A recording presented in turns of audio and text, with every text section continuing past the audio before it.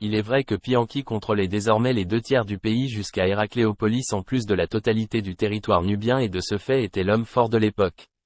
Cependant sa légitimité restait contestée par Tefnart de Saï qui sitôt le roi Couchite rentré dans son royaume, chercha à soulever à nouveau les principautés du delta en les réunissant sous sa coupe. La réaction de Pianki est immédiate et quittant son palais de Napata, il remonte jusqu'à Tejoy, forteresse du royaume héracléopolitain, et reprend avec toutes ses armées le territoire perdu à la suite d'une série de démonstrations de force, soumettant Hermopolis Mania puis Héracléopolis, ce qui lui assure le passage vers le nord du pays.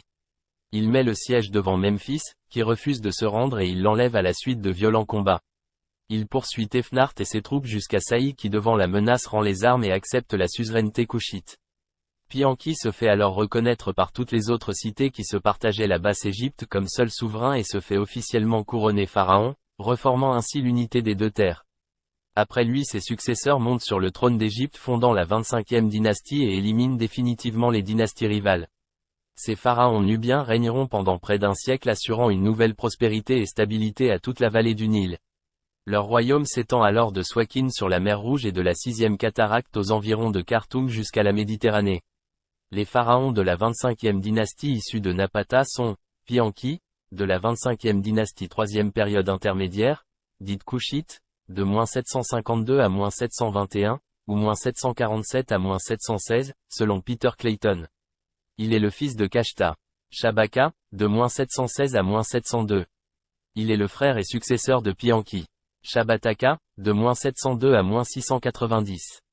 Il est le troisième souverain officiel de la 25e dynastie, de l'Égypte antique, couchite, nubienne, voire éthiopienne. Taharka, de 690 à 665 avant notre ère. Il est le fils de Pianki et d'Abar, et le frère et successeur direct de Shabataka.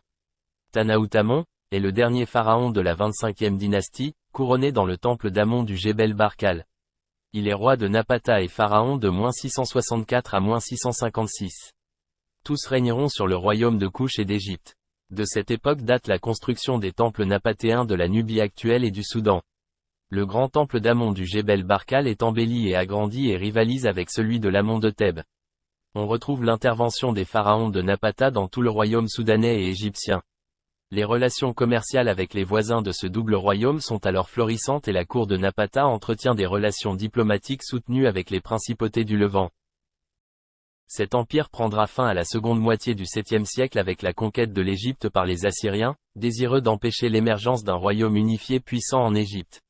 Ceux-ci mettent en place de nombreux roitelets égyptiens en place en Basse-Égypte afin de morceler l'unité du royaume à la suite d'une première campagne, puis de nouveau pour contrer une reconquête opérée par le royaume de Napata. À la suite de cette seconde campagne les Assyriens pillent Thèbes afin d'empêcher les Nubiens de se réimplanter dans la région. Le royaume qui conserve Napata comme capitale retrouve alors ses frontières originelles.